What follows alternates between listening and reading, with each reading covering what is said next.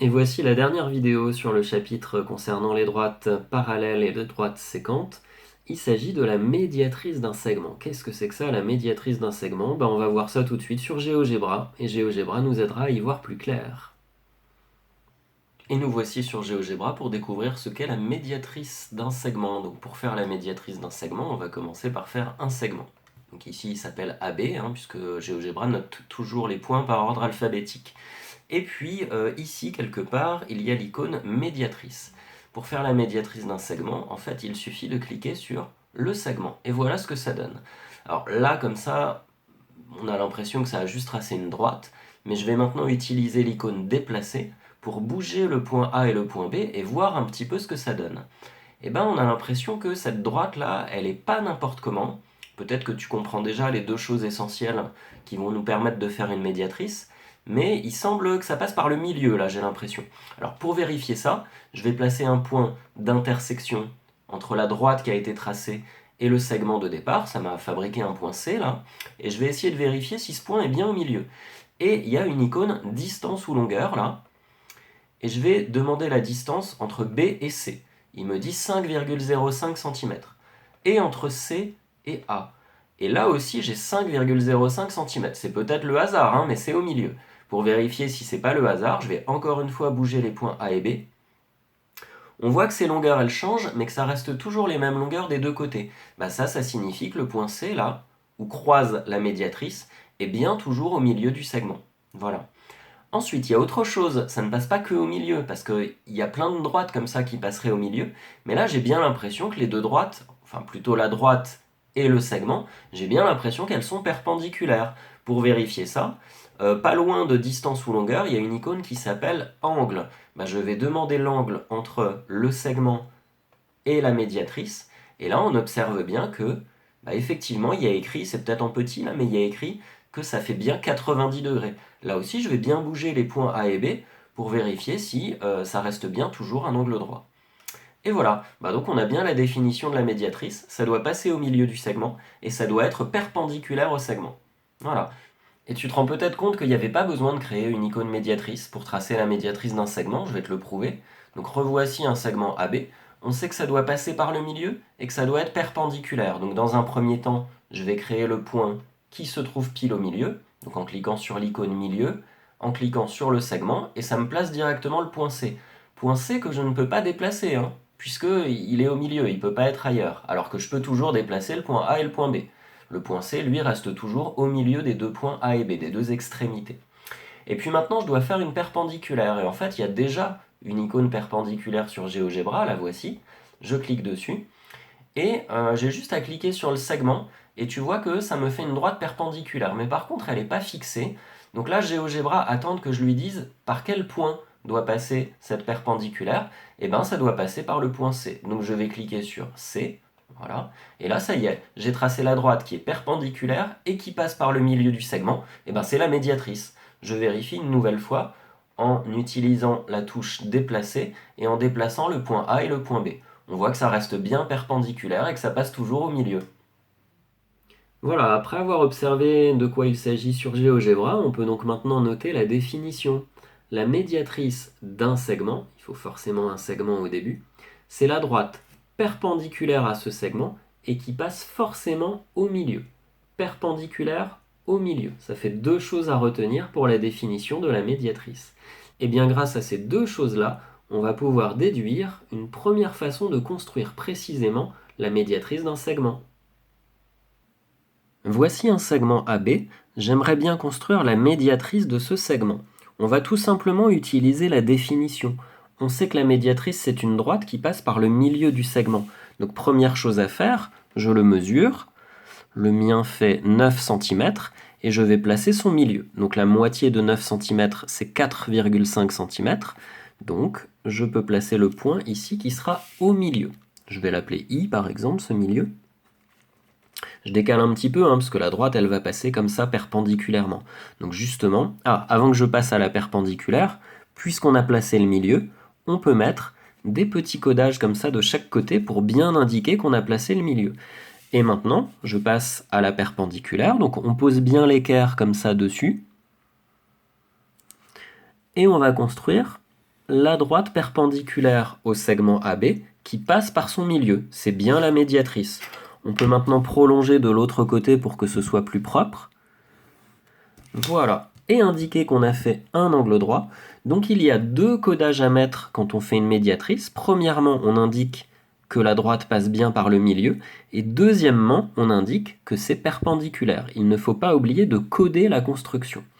Et bien cette droite-là, celle-ci, c'est la médiatrice du segment AB. Obligatoirement des crochets autour de AB, on ne peut pas faire la médiatrice d'une droite ou d'une demi-droite, puisqu'il faut trouver le milieu. Donc c'est obligatoirement un segment. N'oubliez pas les crochets.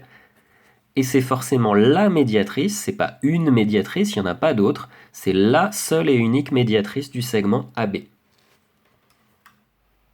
Voyons maintenant des propriétés de la médiatrice. Elle aussi, cette droite spéciale, possède des propriétés spéciales. Je vais te les montrer d'abord sur GeoGebra.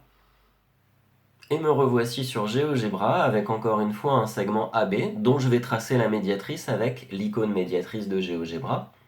J'ai juste à cliquer sur le segment et voilà, j'ai donc la droite qui est perpendiculaire et qui passe par le milieu du segment AB. Je vais maintenant choisir un point sur la médiatrice, n'importe où, voilà, il s'appelle C, et il se passe quelque chose d'un petit peu particulier avec ce point C.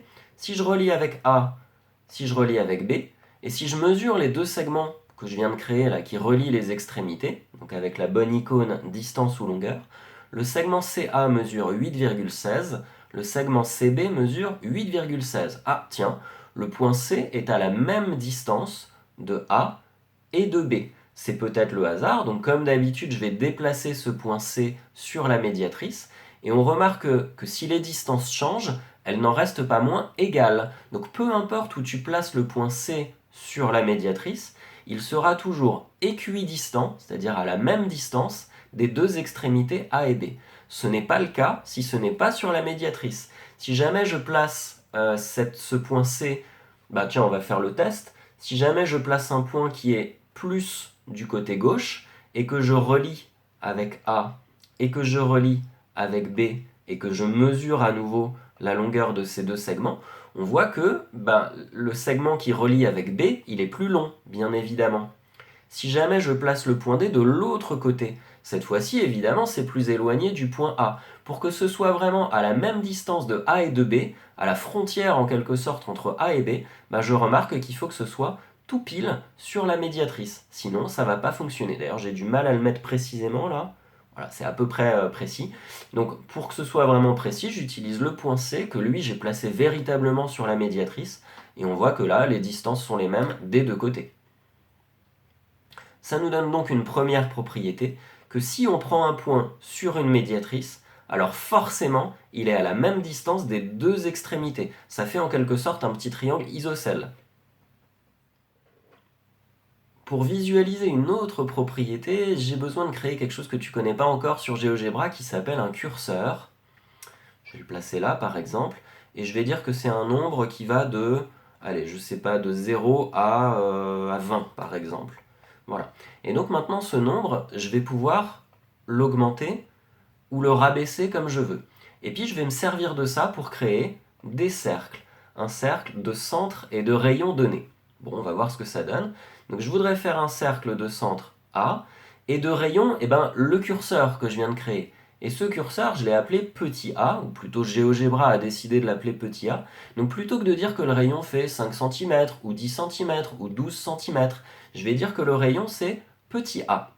Ok ? Et voilà, il m'a fait un cercle de rayon, combien à ton avis ?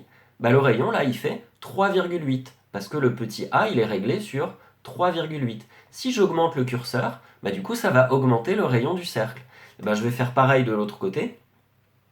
Donc au niveau du point B, je demande de faire un cercle, là aussi de rayon petit a.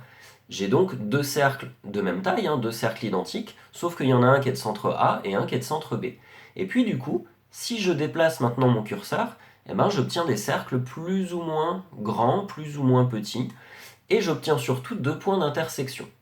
Hop. Donc celui-ci par exemple, je vais le renommer M. Et puis celui qui se trouve en bas là, je vais le renommer N.